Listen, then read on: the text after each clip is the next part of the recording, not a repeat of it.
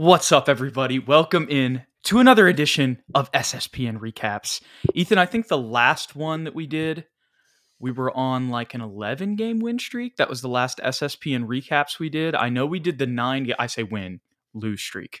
Thank you. Thank you for the face, because that corrected me there, misspoke. Which season have I been watching?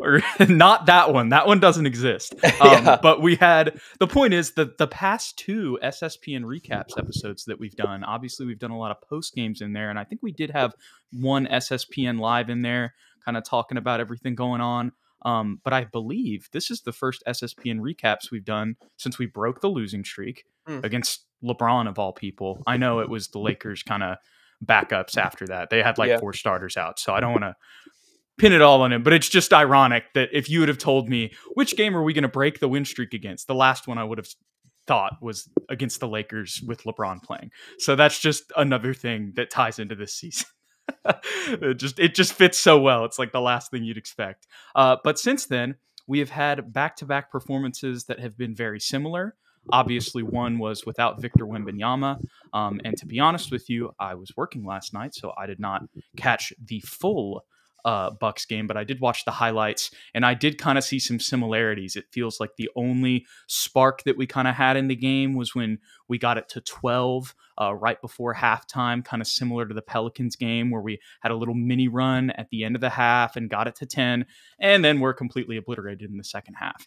Now, obviously the Bucks game is a little bit different because you have like Dame's coronation with it being the night that he scored his 20,000 points, and he did that in the first quarter, and that led him to just go off for the rest of the game and have 40 against our defense. And Giannis was playing completely unselfish. He had like 11, 16, and 14, 11 points, 16 rebounds, 14 assists. Let me pull up the box score before I guess on all this. I forgot I had that. But the point is, it was just complete domination for the Milwaukee Bucks. A big third quarter, just kind of like not as big as the deficit that the Spurs had against the Pelicans. And yes, technically they won the fourth quarter, but a lot of that was in garbage time. I could even tell from the highlights. So yeah, while Victor did not play in this game, which not necessarily an asterisk, but you do kind of give him a little bit of a mulligan. Like as soon as I saw that, I was like, okay, there's no chance. At the same time, it still was a similar story when it came to kind of how the last 2 games have gone in the way that we got blown out, to put it. To put it mildly, Jude. To put it mildly. And I didn't watch the full game either. I could really only watch the first half of the Bucks game because I had plans for the second half. I was busy. But in that first half, it did not feel close for one single second of the game. We definitely missed Wembanyama's presence, both as our rim protector and just as kind of a stretch big that we can depend on at any time to at least get a shot up. Like, even if he's not making a shot, his presence on the court is enough to draw enough attention to open things up for everybody else. Kind of an inefficient night for Devin Vassell. Really, the only a couple positives to take from the Bucks game. One being Zach Collins shot 4 for 7 from 3, had 22 points and 8 rebounds. That's pretty solid, but also to be expected when he's the only real big on the roster playing. Jeremy Sohan obviously struggled to score. That theme will continue for 11 shooting, but also managed to get 8 assists and 11 rebounds. Love to see that from him, really trying to develop as a Swiss Army knife. And then Mr. Keldon Johnson. I don't remember him playing all that well in that first half, but still somehow finished with 28 points and 12 rebounds on efficient shooting, 9 for 13, and it only took 1 3. So clearly was getting to the paint as well and getting fouled. He finished 10 for 12 from the free throw line. Other than that, Jude, I think you summed it up pretty well. It was just all Milwaukee all night, and they didn't even need Giannis to shoot well. He shot 4 for 12, like you said, 11 points, and still managed to just dissect us with simple offense. And that's give it to Giannis in the post and let him kick it out because we have to double team him, or just let Damian Lillard do what Damian Lillard does, and he finishes with 40 points, his first 40-point game as a Milwaukee Buck. Yeah, and not to reiterate or repeat myself, but when when a player like Dame Lillard breaks a record like that in the first quarter, Yeah. you just know for the rest of the game he's going to be hot. Which Mhm. 7 for 12 from three. There you go. Yeah. I mean, but you're right. The same negatives that we've been harping on, that everyone's going to be harping on in the comments and on the social media world, are still prevalent. Not playing without a point guard obviously can be difficult at times. I still think Malachi and Devin and Keldon kind of take up that mantle pretty well, and Jeremy, of course. Trey came off the bench with 14 points, but was minus 12 in the box score, and obviously didn't do anything to help stop Damian Lillard. Um, struggle to guard the pick and roll, giving up wide open threes, and can't get out in transition, so our pace is affected, and it's all amplified by, like I said, the absence of Victor Wembanyama. Couldn't have put it better myself, Ethan. I really don't have too much else to say about that one, and I don't really think that anybody listening is dying to dissect that game too much more either. I am But surprised. Sorry. I no, am go ahead. surprised to see we had 52 rebounds and actually out rebounded the Bucks when they have so much size on their team. So I guess that is a positive. We had more points in the paint too. I pulled up the team Hmm. stats where you were talking, because that's just usually a good little, kind Yeah. of addition to like whenever you're having a conversation about a game. And I was kind of surprised. I didn't want to interrupt you, but I was looking Oh at yeah. some of those. I was like, how did we do some of this stuff and lose this way? But some of that also might be a little bit of that fourth quarter that was True. just kind of garbage time the whole time. That kind of distorted it. And that kind of happened in, I believe, in the Pelicans game. I don't remember the specifics of it, but I think we talked about that as well. Yeah, I think it was Devontae and Julian in the You're Pelicans game. right. Yeah, because Julian had 15 in the fourth quarter. Yeah, just out of nowhere, they were both just like extremely hot. But Oh my gosh. Well, Ethan, that has brought us to a point. As soon as I took this down, I'm actually going to go back to it again. Because that has brought us to a point in the Spurs season. We are now officially 26 games in. It's about to be Christmas. It is December 20th. We're 5 days away. Merry Christmas to everybody who celebrates, all the happy holidays, all that good stuff. And we have talked, obviously, ad nauseum this season about it has been a little bit of a disappointment. Duh. yeah.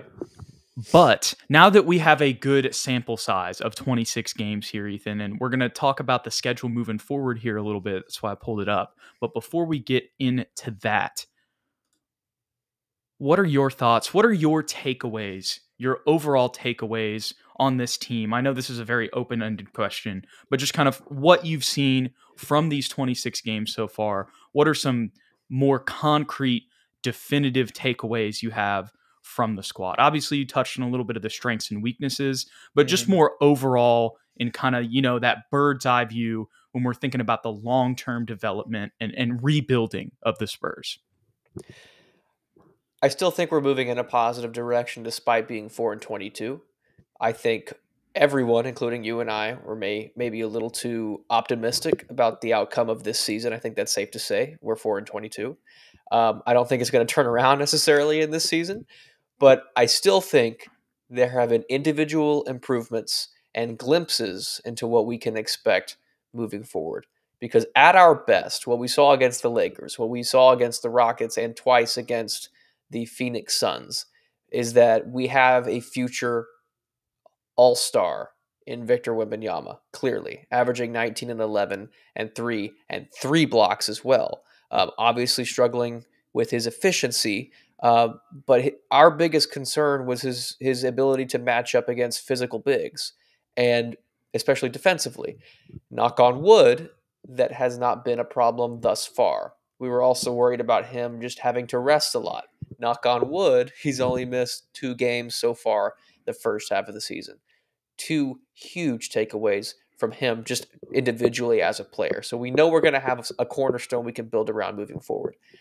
I also think there have been glimpses where Devin Vassell has shown he can be an all-star, averaging 18, 3, and 3. I know at times he can disappear. He has played poorly in a lot of games, but at the same time, we saw him get 36 points. We've seen flashes where he can be Chris Middleton light, if not even better. Keldon Johnson, the debate I think is still going to be ongoing probably for the next couple of years about Keldon. For some things he can control, some things he can't control. but he's still getting 17 and 6 and 4 assists. I think he's improved as a playmaker. I think he's improved as a defender, especially. Just being able to keep a guy in front of him and take up the challenge of guarding physical players like LeBron James at times. So I've been happy with him. And then Jeremy Sohan, I know it's been kind of up and down for him. Pretty much the same theme for most of our players is up and down. But at the end of the day, he had a whole half a year, Jude, to play a position that he had never played before in point guard. And I know it was ugly a lot. I'm not going to sit here and lie. It was ugly a lot. But I still think you saw some improvement in a lot of areas, predominantly ball handling, just vision, understanding schemes. It's a completely different skill set. And I think he managed to add some things to his game that maybe in seasons forward he can play small forward more often, or just be like a ball handler from that 4 spot. So there have been minor improvements. Are we going to see winning suddenly? No. But if you watch those games that we have won, and it won't take you long because there's only 4 of them, you will see the ingredients to, I think, a long-term future here.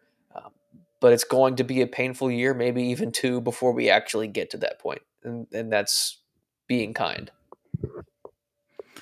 Yeah, I mean, I echo everything that you said. I think kind of just talking about the record and the jump and preseason predictions, which we've already talked about before, but just to kind of touch on it in this conversation, when you look at like what the Thunder are doing this year, yeah, we were like 3 years too ahead. We hadn't been in the trenches like they had. Probably if we talked to some Thunder fans, they'd tell us, hey, it's going to take a little bit, but just stack that talent, follow that Sam Presti kind of Spurs, trajectory when it comes to building the roster, and, you'll get there. But I think they're a really good example, not just because of Sam Presti, but just because of the situation of the team. Shai Gilgeous is kind of their cornerstone. Obviously, they got him in a trade, but, and then they've got guys around him that they're figuring out, who are going to be the pieces. Obviously, Chet was injured last year. They're seeing him emerge this season. But J-Dub was really the guy last year that emerged next to him. Now, obviously, those guys are both having rookie seasons in that example, but still it applies when you think about the youth of the Spurs roster. And despite Devin having some games here and there where he has, had some off nights, in my opinion, really for the majority of the season, it's been clear that he has emerged as a Robin to Batman, which is Wemby. You've made that comparison a lot, and I think maybe down the line, like considering our record right now, like if we get a top 3 pick, we might have somebody that comes in and ends up having a higher ceiling than Devin. But Devin is somebody that you want on this team moving forward. There's a reason we signed him to that extension.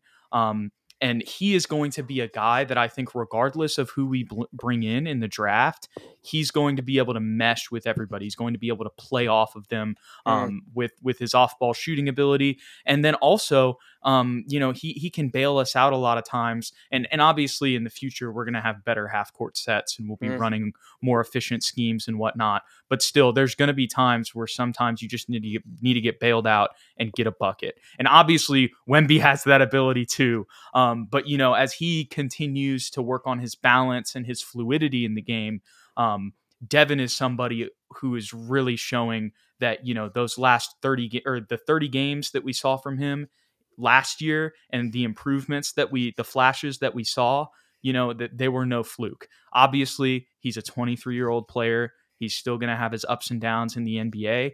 But really, I mean, all that I've seen from Devin this year is, every scorer is going to have an off night. Like, you know what I mean? I know it's amplified on this team, especially. I forget which game it was recently, but there was one where if he would have had a good night, it was a close loss. I think that might have been the first Lakers game. I could be wrong there. But it was a game that I remember Keldon and, well, you know what? We're talking about this. Let's pull up the schedule here.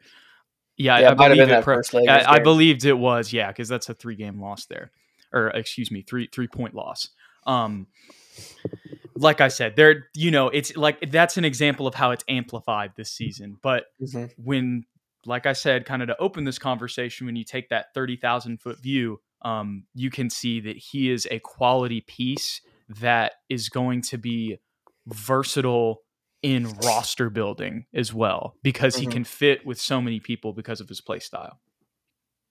Most definitely. And I think what kind of connects into that, as far as fitting into his play style, all of these guys still need to figure each other out. I think Devin's not the problem in that case, but that's still the overarching theme that will be present in the next couple seasons, is just understanding one another, finding our chemistry, finding our balance, and finding our identity, really. Because right now we're just Mm-hmm. kind of fast, but that's not an identity. We have to kind of figure out what kind of team we want to be and start winning some games.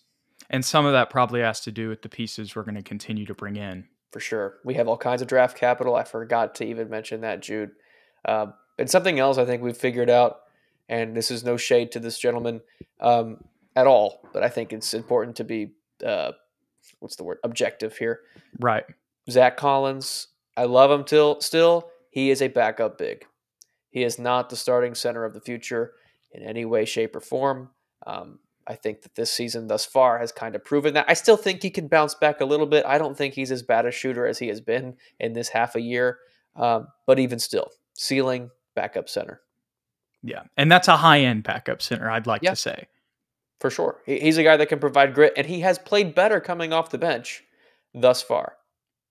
Yeah, I'm so glad you brought that up, Ethan, because my second thing that I wanted to talk about that popped into my head when it comes to takeaway Christmas takeaways, if you will, is Victor Wembanyama playing center, and that being a thing that we can do right now. You know, you talked about some of our concerns earlier when it came to the physicality, potential injury risk, and I talked about that in the post game for the Pelicans on Sunday. It's not just that his length makes up for it. It's also the positions that he puts himself in from a basketball IQ standpoint, one, but also the positions that he's able to put himself in because of the length. It's a twofold thing. And it's just something that we couldn't really anticipate because it's something that we haven't seen before. Obviously, we've seen big centers, but y'all know that with Victor and his movement. I mean, it's not. I don't think it's. I don't need to necessarily defend saying that it's something we've never seen before. But you know how people are sometimes, Ethan. That's why my brain was going a little bit. But that has been awesome for the starting lineup when it comes to spacing. But it's also been huge in the sense of what we've seen him do since we've moved him there. You just talked about Zach. One of the big issues. I mean, there were a couple like 1 or 2 4 rebound games, early this season. And I think the least amount of rebounds that Victor has had in a game since he started at center is like 12 or 13. So, and then not to mention the blocks have gone up as well. And that was something, and even before the move, he was still averaging around 2 blocks per game, but now we're seeing 5, 6 block games. All the stuff that we were kind of fantasizing about in the off season, as much as the winning side of it has not came to fruition, since he has moved to center, a lot of those types of numbers and the stuff that he's doing on a historical rate when it comes to his rebounds and blocks as a rookie and as a teenager, not even just as a rookie, but as a teenager in the NBA, there's a lot of different records that he's continuing to break. I feel like when I scroll on there, I believe he broke one of Shaq's records, which was like however many games in a row by a teenager with some amount of rebounds. I should really. Dwight Howard. So you're right. No, thank you. Wrong Magic big. yeah. Most double doubles in a row by a teenager, I think, is the record he broke. Right.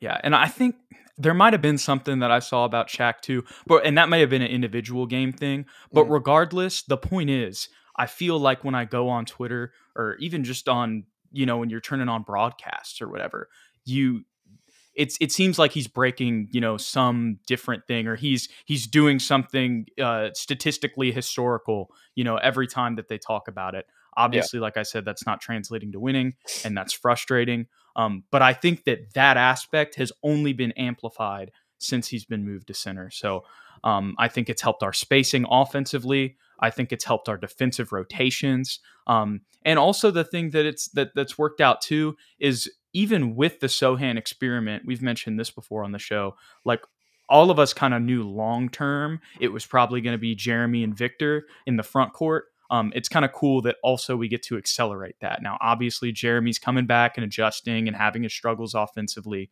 Mm-hmm. But, we're going to say that, and everybody's going to forget about the 33-point game that he had, which is the second. There's the 38-point game from Victor. Well, actually, let me stop myself here. I was about to say that Jeremy has the second highest point total on the team, but because of what happened this Friday with Devin Vassell having 36, it's actually the third. But for a while there, when we're hearing all this negative stuff about Jeremy, and as I've said a million times, I understand where people are coming from. But while that's going on, he simultaneously was the only other person on the team who had a 30-point game, and all of the criticisms were offensive. Anyways, and now we're seeing him, almost struggle more in this role offensively. We're still seeing him play make, as we just mentioned, and get boards, but he's having to readjust and find his spot. And also, it's a different lineup than it was last year. I know it's similar, with Devin and Keldon still there. And while Malachi is very different than Trey, it's still kind of, he's playing the point guard. And with Trey's injury last year, Jeremy got a lot of reps with Malachi at point, but it's Victor. That's the big difference. Devin talked about it at the beginning of the season. I still won't forget it. I'll keep going back to it. That, for these guys, it's a complete adjustment. And I know it's like it should be easier, blah, blah, blah. And I get to an extent, obviously playing with Victor makes things easier. But there's also just like some basketball IQ stuff where they have to completely reset what they think. They've never been able to think to make certain passes because they've never had a 7'4" guy who can move like he can on their team. And so the only reason I bring that up, I've had that whole spiel before, but now that he's back to playing the 4, he's having to go through that again in that position. And what does that lead to? Only unfortunately more hate for Jeremy. When, like you said earlier, he's really just being molded like a Swiss Army knife, which is exactly like when you think about what we saw from him last year. That's exactly his mold. I mean, you've seen the comparisons. I think his ceiling can be higher than these guys, but the comparisons to Draymond and Dennis Rodman, right? And although they weren't completely Swiss Army knives, they were guys who would come in. I would say Draymond is, a little bit like that. Obviously, Rodman was much more of just a rebounder, but you kind of get the vibe that I'm talking about here. And the 4 is also the position in the modern NBA that is most built for that too. When I think of the future of the league, him being a Swiss Army knife at the 4 is he's like the exact prototype for a Spur. I mean, he shoots one-handed free throws. He likes to get in fights. He has a lot of different skills. He's from Poland, but he's also, he's Polish American. He's got the FIBA. He played at Baylor. I could go on and on and on. But that was just a Jeremy rant that's kind of making me lose exactly no, you're good. Where I was at, where I was talking about. But I was talking about how him playing in the front court next to Wemby is good moving forward. And like I said, he's had his struggles right now, but also that increment in the beginning of the season, as much as people want to say it's just a failed experiment, Jeremy is going to be better because of that. And I will die on that hill. I will die on that hill. And people may never see it, but I mean, look, the last game we just saw, he led the team in assists. Anyways, I know it's a blowout, but still, that's not the best example for a game, but it's just, anyways, I could go on and on about that. No, you're completely right. I think priority 1 for the year was to kind of acclimate Victor Wembanyama to the team, figure out his preferences, figure out the style of play that he wants to, or that he's best at, so that we can mold the team around him. Second priority was to literally put Jeremy Sohan through the fire, through hell and back. It's like, okay, you're going to play point guard for the first time, learn all these skills, but people are going to hate you. Okay, now we're going to put you back at your natural position, but now you have to learn how to play with Victor Wembanyama, and you're going to struggle again because you're relearning another position that you used to play. So I think you're completely right. Your train of thought was correct. And the thing that people are forgetting when they're on Twitter giving Jeremy Sohan all kinds of hate is that he is still and has not stopped being our best defender. We saw what he was able to do to LeBron And he's James. still guarding the point guards or the main ball handlers. That's the other thing of why that stretch was not for nothing. Go ahead. You're fine. He could still guard 1 through 4, occasionally 5 against a small ball 5. That part of his versatility, I think, has gone unnoticed this year because our team defense has been so bad, and obviously it's not correlating to any wins. But once everyone else kind of jumps on the boat and we figure out our chemistry, I think we'll then start to realize again, like, oh, this is why we drafted him at 9 overall. It wasn't because he was going to fill the box score with 30-point great games every single night. It's because he can guard 1 through 4 and make a difference in the other categories in the box score that most people don't care about. Yep. And I know the last couple games haven't been that great shooting-wise for him, but to start the year, it was a significant improvement from the three-point line as well. So it has not been all bad for Jeremy, despite what it may feel like. It feels like in the Spurs fan narrative that it is. Also, 33% from 3, like you were saying, improved. 75% from the free throw line, which is tremendously improved compared to last year. And a 1.9, I won't lie, 1.9 assist to turnover ratio. Not the best, but it's Malachi Branham has a 2, Keldon has a 2.4, Devin Vassell has a 2. So if we're going to be out here blaming him for just being a terrible playmaker, like that's just... And using advanced metrics to talk about it. Yes. I mean, clearly he's then not... here's some other ones for you. He's capable. More than capable. And averaging 4 assists a game, and like you said, led the team in assists last game. And if you really do watch game to game, like if you have time this winter break and you want to rewatch like all of Jeremy's assists, I think, Jude, your link to whatever website you use would be perfect. Bucketlist.fans. Y'all go check it out. Try and watch every assist for Jeremy Sohan from game 1 to game 30 or wherever we are, 26 right now. And you'll notice like the first few games, yeah, absolutely. All dribble handoffs, all easy passes, backdoor cuts. But they evolutionize. He's getting better in pick and roll situations as a ball handler and seeing the entire floor. Clearly not without mistakes, misses some passes here and there, but really that's been everybody on the team. And Ethan, this is the last thing I'll say on this, and I've already told you this, I think, over text. But, in that Lakers win, our man Trey was out, and who was running the backup point guard in the fourth quarter, running efficient offense? That's all I'll say. Fair point, Jude. Fair point. And it's also good, too, in that sense, because we're going to have injuries. So you need to have somebody who has at least had experience doing it before. Mm-hmm. And the other grand thing that we've also said ad nauseum this season, Ethan, is okay, everybody's frustrated about the losses. And I was too, I'm not going to lie. Mm-hmm. But even during that time, I wasn't like, oh, trade Jeremy. Jeremy's the problem. That wasn't how I felt. No. But okay, you have all those other things that we just talked about, and you don't win. So you lose less during that time because that's what everybody was frustrated with. Yeah. But so what? True. As much as our tone was very different before the season, we have learned 26 games into this year. And even earlier than that, even before that, we knew we weren't winning the championship. Even when we were saying we were going to compete for the play-in, we were, or I was at least, we were saying that there's no chance we're going to be championship relevant. So even like, it just, you already know where I'm going with this. Everybody who's listening already knows where I'm going with this. It just increased our draft odds. Like that's the bad, Yeah. Which isn't a bad thing. So Not at all. Agreed.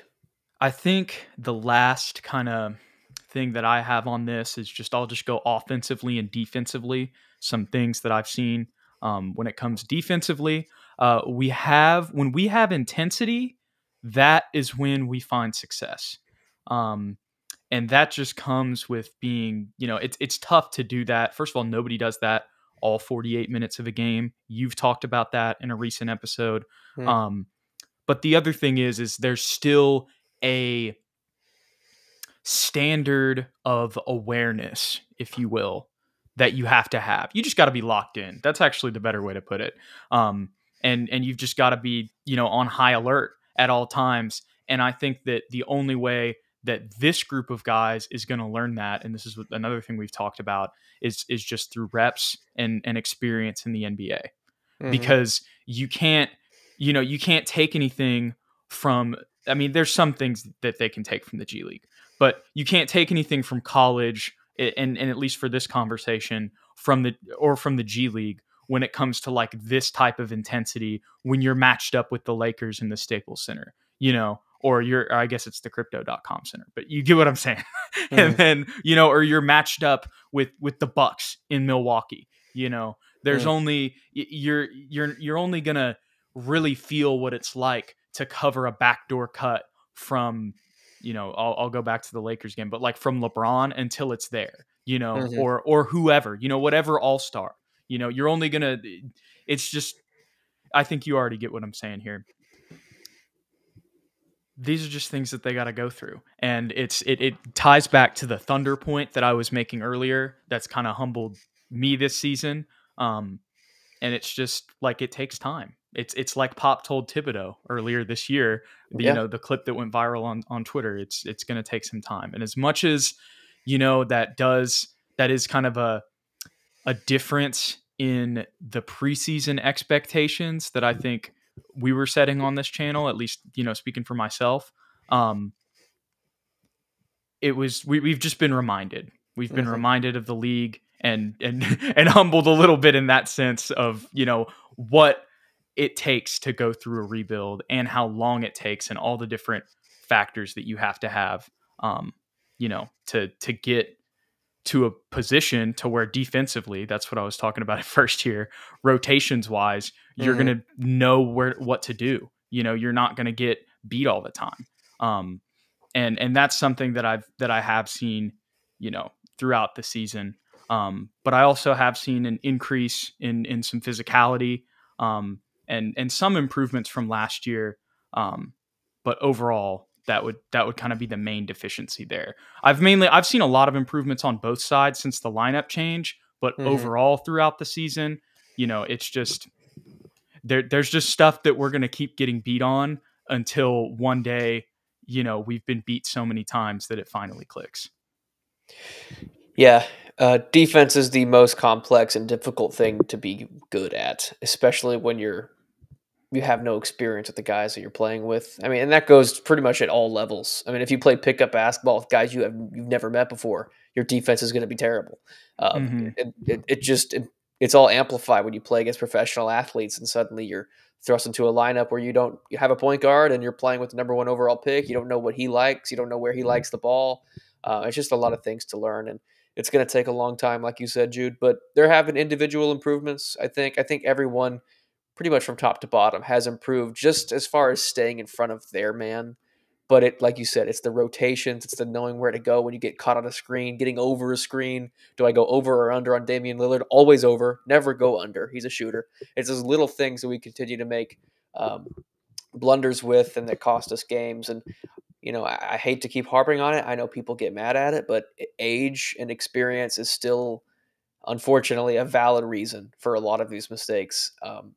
And so these are learning curves that we'll have to get used to. And after a year or two, if there are guys that still can't get it, then you cut loose with them and you say, thank you, we're going to part ways. We're just not at a point in our team's maturity that, we're in different places right now. You can't figure it out. The rest of the team's figured it out. That's when you start cutting ways. Right now, everyone's at ground zero.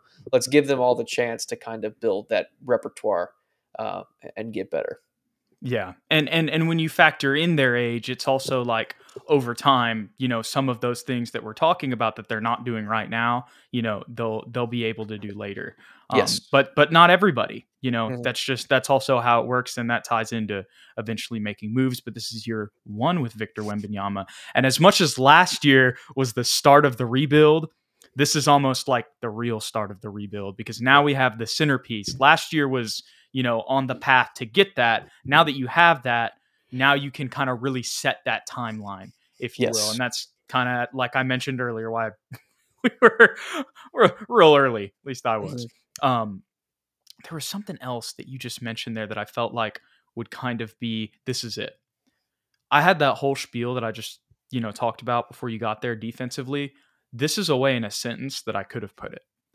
Team defense. We've gotten better individually, like you said, but we're still learning how to play good team defense in the NBA. And the only way you're going to get better at that is by playing seasons. Right? Like you can do all the stuff in the off season that you want, but with the makeup of our roster, yes, they've added Victor, and that's going to, help with reps in practice, but they're not practicing against all of these guys, that we've mentioned that they're going to go up against. They're not practicing against Steph. They're not practicing against De'Aaron Fox. They're not practicing against, Jalen Brunson. Right. Exactly. Even right. And that's just, we've just been reminded of that. And now John Morant as well. Sorry. Oh yes, I'm glad you mentioned that, because we actually have them coming up on the schedule, and it's like when you first see the record, you're like, oh yeah, and then I was like, as soon as I had a positive thought, I was like, oh, that's right, he had 34, 6, and 8 and a buzzer beater in his first game. That's wonderful. But all of that aside, going to the offensive side of the ball, I really don't feel like we're still not running anything that's like orchestrated. We may run some sets here and there, especially, and this ties in with everything, as I mentioned earlier, especially with the lineup change. I think that there's been more fluidity and stuff like that, not the Pelicans game or the game last night. But with Wembanyama in the lineup, minus the Pelicans game, there's been a lot more fluidity. And we've been running more structured offense. But it's hard for me to criticize it too much. I mean, if we want to get into individual stuff, like I can totally do that. But it's hard for me to criticize our team offense too much, just because I don't really think that it's set. And I don't know how to describe it, Ethan, but Pop's not running anything. Like, I can't really get mad at their team offense when, like, yes, I could criticize, little things and pick and rolls or some of the sets that we're running, but because it's not like an orchestrated thing, it's hard to be too hard on it. Like I said, if we want to get into individual stuff, I can totally do that, but team offense, it's hard to criticize a lot. But I guess I'll give a little bit of a gist of some things that I've seen, and then I'll dish it to you just to kind of cover the bases a little bit. I've definitely, I like, honestly, I don't know what to say, to be honest. I like, some Devin Vassell floppies.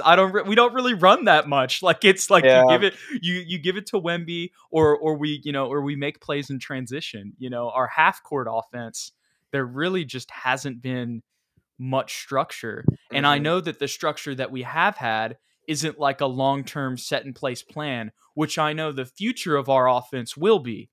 So yeah. You're right. It is difficult to judge right now. For the majority of this first half of the year, it's been a lot of dribble handoff action, a lot of pick and rolls. It's been atrocious. I'll tell it's you, been very bad. Yes, but considering the circumstances, since the lineup change past couple of weeks, we've seen a little bit more, not much, but it feels like we're kind of doing walkthroughs of plays. Like, it feels like a practice, like where guys really aren't totally sure where they're supposed to be. They're not completely cognitive of what's going on the weak side, or if they're on the weak side of running away from the ball. I think I said this in the last episode. They don't really know what's going on behind them at any time. They don't really know who's going to shoot. It feels like it's like, who's this play designed for? I don't know. I'm kind of open. Should I take it? That little bit of hesitancy throws off the entire thing. And I think that's really true from top to bottom. The only thing I can criticize for sure is that the only player that really is getting the ball to Wemby when he wants it, where he wants it, is Devontae Graham. And that can't be the case. And at moments, Mamu Kelashvili. I didn't expect you to say that.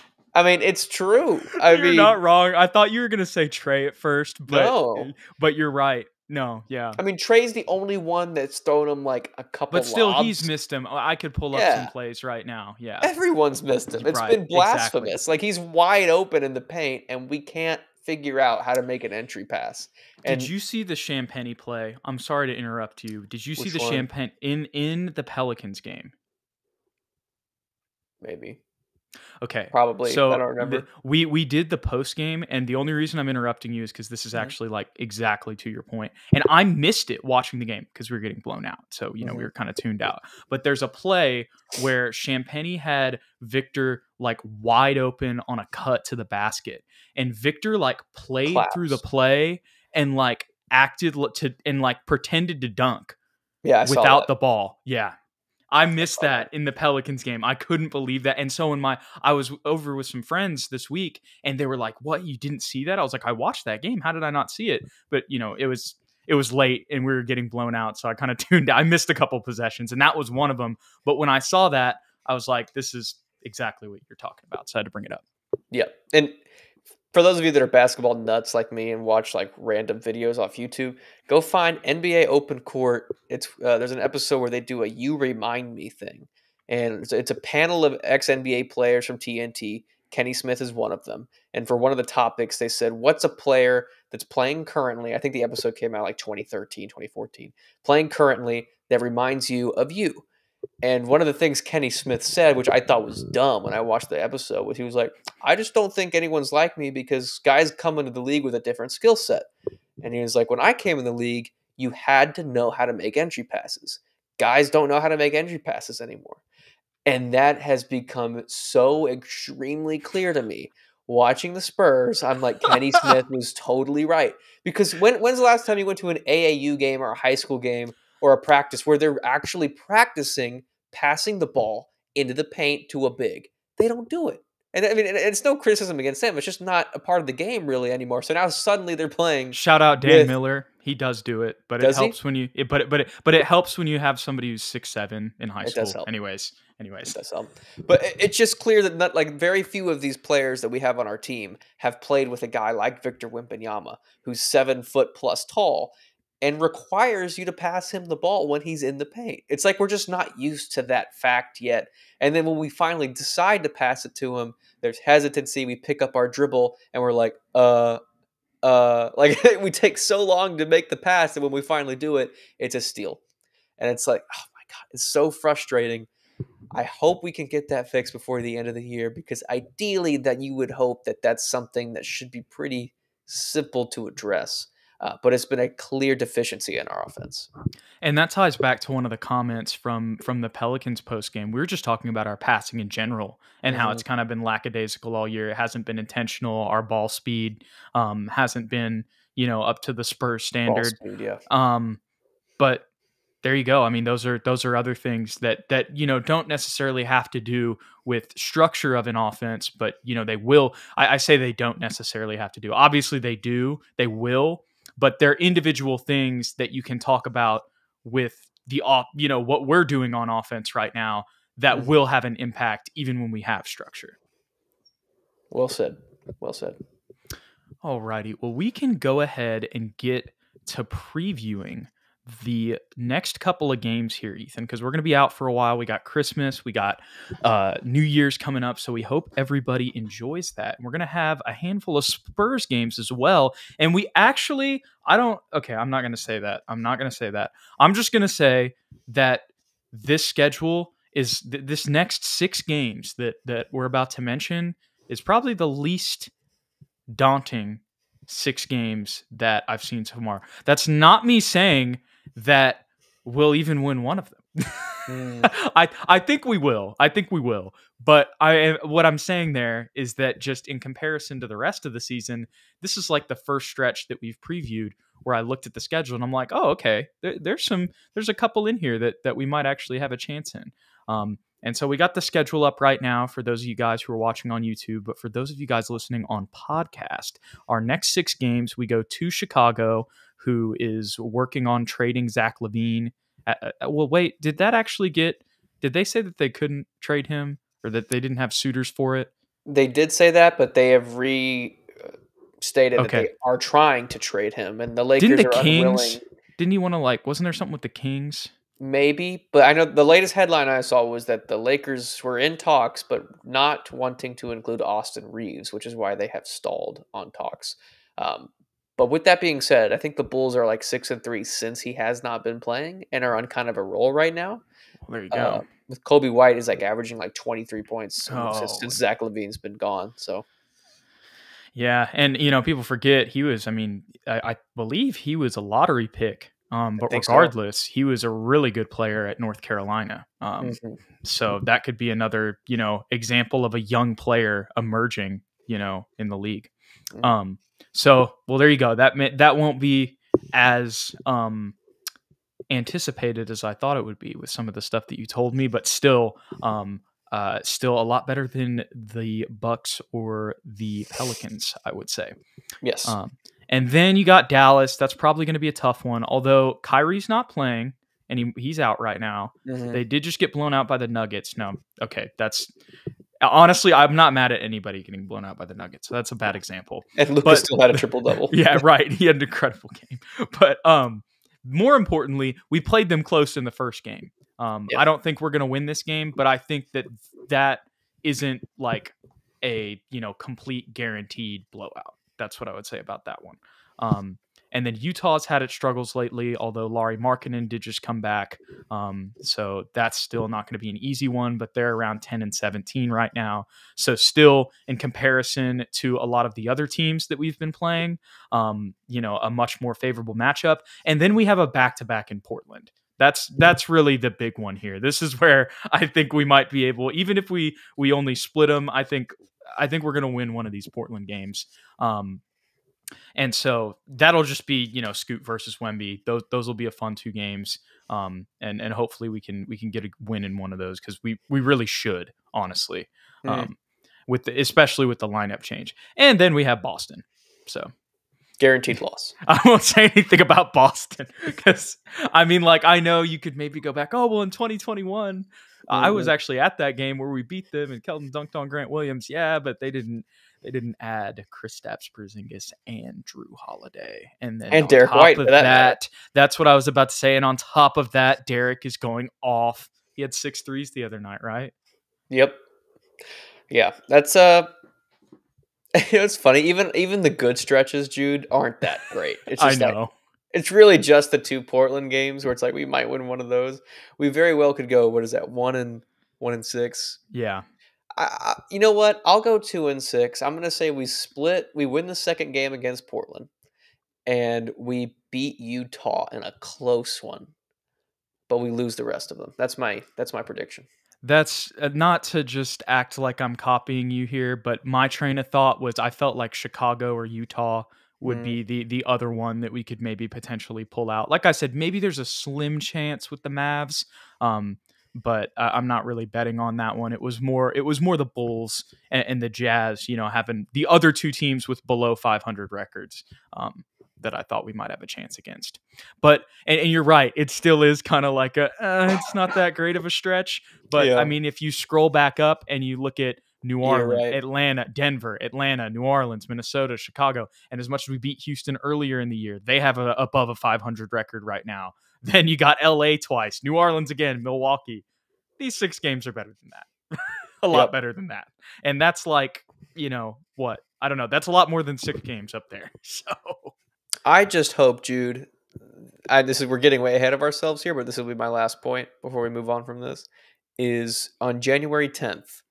I hope we are not the team that breaks Detroit's losing streak. Battle of the Titans, right there. Wait. So do you hope we are or you hope we aren't? I hope we aren't. I'm saying I hope we either beat them or because they've literally lost like a record number of games in a row. Okay, so you want them to get a win. No, I want them to lose against us or get a win before our game. So we're not the team that's like Detroit that they break the record 20, against. Yeah. Okay, I'm sorry. No, you're fine. I was wondering. I was like, anyways, I didn't. Nobody wants to be the team that Detroit finally beats. Is what I'm saying. I hope we're not that team. Yeah, I misunderstood at first. I thought you said that you wanted them to win before they play. No. That could be one. Yeah, I wouldn't mind that. But no, January 10th, regardless, that is a big day for the Spurs because that's a winnable game right there, Ethan. Thank God. One of like the 6 of the year. One of the one of the 3 teams, or no, one of the 2 other teams we can mention that is potentially winnable. Okay, Ethan, but the last thing that I wanted to talk about here today is there was a Spurs game right before this episode. Is that right before we started recording the G League showcase. Okay, no, before everybody leaves, let me tell you, stay for this at least. If you want to leave for the G League talk, I understand, but stay for this because I'm watching this game on ESPN Plus at 5:00, and I see Barlow, and I'm like, Barlow's here? I was like, didn't he play last night in Milwaukee? And so that's the first thing I'm thinking. And as I'm thinking that, the broadcasters start talking about, he played 11 minutes last night in Milwaukee. And then, and they didn't say all of the details on it. But the gist that I got from what the broadcaster said is he didn't even have to fly to Orlando today. Like, he was just going to stay with the actual Spurs, but he asked to fly to Orlando so that he could play with the Austin Spurs in the showcase because they had won their first game and he wanted them to kind of go undefeated and win their second. And now I think if their preseason record, because after the G League showcase, I was learning all this in the broadcast. After the G League showcase, the records reset, they go back to 0, and then they have their technical regular season. So all of these games that have been played are preseason. But here's the thing. The G League showcase works like the in-season tournament. So all these preseason games, depending on your record, determined whether or not you made the quarterfinals or not. So the Spurs didn't do that. But he just wanted to go. Also, the G League showcase, and I'm not saying Barlow's looking for another contract, but just bluntly, any guy who's on a 2-way wants to be in front of all the NBA scouts. That's another thing too. Granted, I really think Barlow's a part of our future. I think that's why we signed him to another 2-way after last year. I don't really think that that's happened much around the league. And I got a good shot of Brent Barry. He was in attendance. But more importantly, other than that, they were just saying on the broadcast that he wanted to just be there for his teammates. And it's kind of like an in-season tournament, even though they're not in the running for winning the G League Showcase Cup. He wanted to go there and help them go undefeated, because then that would just be a good move going into the rest of the regular season, just for the team. And I know that's kind of, it just seems like, okay, cool, he went and played this, but he played last night. He of his own accord wanted to go on a flight from Milwaukee to Orlando, basically across the country, to go play a game, that was a 5 p.m. game our time, and he was in the central time zone. So he's losing 2 hours when he's going into the Eastern time zone. You know what I mean? So it's not like he's getting the full rest either. And he still went out there and had 19 and 9 on efficient shooting. 2 blocks as well. And obviously other guys played better, but more importantly, as much as, we kind of joke about Barlow and stuff, the reason that I've talked about him so much is because of stuff like this. Not everybody's doing that who's on a 2-way contract. Yeah, that's big. That's big just from a leadership perspective. He cares, which you can't say that about everybody. Especially since 2-way contract, not everything's guaranteed. Like you said, we could easily, have dropped him at any time. He could try and go to another team. So for him to show that much passion about a game like this and that much, I don't know what the word is, that much chemistry with his teammates, it speaks volumes. And obviously the fatigue thing is its own thing in its own right. Yeah. The broadcasters were just kind of trying to iterate that he wanted to be with his teammates. It was a thing that this showcase or whatever, it mattered to them. And also they were saying that he said that he wanted to just get another opportunity to play and continue to develop and get better. And so you got to love that when you consider the circumstances. But more importantly, well, not necessarily more importantly, but still really important. Actually, it is technically more important because Blake Wesley is on an actual contract, and he had the best game that I've seen from him in the G League during his time, on the Spurs, whether that was last year or this year. I know if you just look at the box score, it looks like he only scored, with the 3 rebounds, 2 assists, and a steal. But here's the thing. that was his role. Since we've brought in David Duke Jr., who also had, well, they're saying he only had 10. Okay, yeah, he must have only had 10. But he had 9 assists. He was the main facilitator, and Blake was playing off of him. And that was the interesting thing. And that happened the last game I saw too, even with Barlow out. He was kind of playing more of the 2, if you will. Now, he still definitely brings it up and has those point guard skills. And it's not even necessarily that I'm trying to, I'm not going, the way I'm going with this is I'm about to talk about his catch and shoot ability and his off ball play, which is something that I hadn't really seen from him. I'm not going down the rabbit hole of I think he's going to be a 2 for us moving forward. I'm just saying that the way that he moved off the ball and the way that he shot,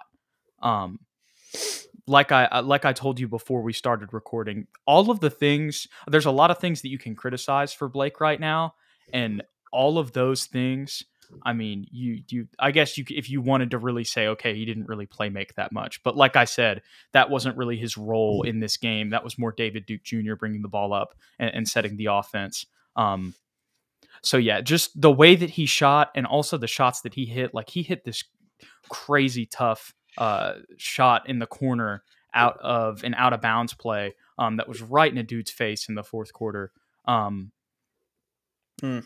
His shot looks like night and day the past couple games. He's had 3 or 4 20-point games in a row in the G League. So I don't know if that's going to result in minutes maybe later this season. We'll see if we make any moves at the deadline. But more importantly, for right here on December 20th, Ethan, it is a really good sign for Blake Wesley moving forward, because even at the beginning of this season, it was mainly a bunch of inefficient games where he didn't look comfortable in his shot. And now it's his feet are set. It's just all the fundamentals are starting to gel together. We're honing Blake in, which is really kind of, when you look at what we saw from him in the little minutes that we have seen in the NBA, that's probably the biggest thing, is just him being out of control. Maybe it's very possible, Jude, that he's just not a point guard. Maybe we were trying too hard to shoehorn him into that category. I know he's only 6'4", maybe 6'5", but I'm going to go with 6'4". But if this is where he belongs, this is where he belongs. This wouldn't be the first time we've had a 6'4" 2 guard that's a really, really good scorer. I think Donovan Mitchell right off the bat. Tyrese Maxey, I know, is a point guard, but he can also kind of play a combo role.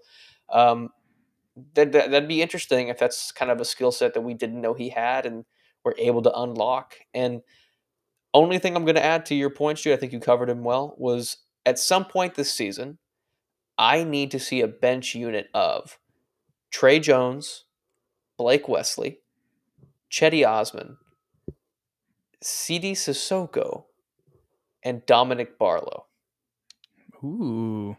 I kind of like that, because the G League guys have their chemistry together, so they can actually play off of each other. It'll be an adjustment with the NBA players, but and just let Trey facilitate and Chetty just be the veteran that kind of stabilizes everything. I would really like that, Ethan. That would be very fun. Yeah. David Duke Jr. only had 10 points, and I know it's not an efficient shooting night for him. He's had 20 in the other 2 games he's played for us, so, and he's averaged 20, so there you go. But the main thing is 9 assists and 3 steals. And the other thing is that was a crucial point in the game too. I texted you about it. The Nets had just gotten back in it a little bit, and he had 2 steals in a row, a 6-0 scoring run from himself, and then he had a real saucy behind the back no-look pass to Barlow for a dunk. So that was really nice. But the last thing that I want to talk about when it comes to this Austin Spurs game, and just the Austin Spurs in general, is the other rookie who's on an actual contract. As much as we started this with Barlow, Sidy Cissoko is who we drafted in the 2nd round this year, and we gave a fully guaranteed contract, and it feels like we haven't really seen that much from him. But in the last 2 games, he's played pretty solid. Last game, he actually went 4 for 6 from 3, and I watched a couple clips from that, and I was surprised with his catch and shoot ability. 0 for 2 today, but 6 for 11 overall, had 14 points. I know he didn't fill up the stat sheet a ton, but a lot of what he does is his defense. We talked about that even in our summer league games over the summer. But the main thing really that I was happy to see from Sidy was that last game where he had 20 points and went 4 for 6 from 3. he's just another player that we've talked about in the sense where he has a lot of potential everywhere. And the other thing I was thinking about Sidy, thinking about when we talk about this today, Ethan, was that, you know, most Spurs rookies, despite the circumstances of this team in this season, make you feel like, okay, maybe why aren't we seeing Sidy? Every other second round pick in Spurs history, as much as I think Sidy was, you know, a high value second round pick, is spending their whole first year in the G League. So it's really not that crazy. As much as he played there last year, he was still an 18-year-old. Like now he's 19. He's very young on top of that too. It's not the end of the world. He's improving his averages. And this was an efficient game where he played solid defense, you know, did a little bit of everything. And had some real saucy layups as well. And then last game, we got to see a little bit of his three-point shooting ability as well. Definitely an exciting prospect, but you're right. He's probably not going to play all that much in San Antonio, at least until later in the season. Yeah. And it's just kind of funny because he's another person who's kind of been forgotten about, who's like on the actual roster that we haven't heard from in a while. But when you really think about it, it's actually not surprising whatsoever. No, not at all.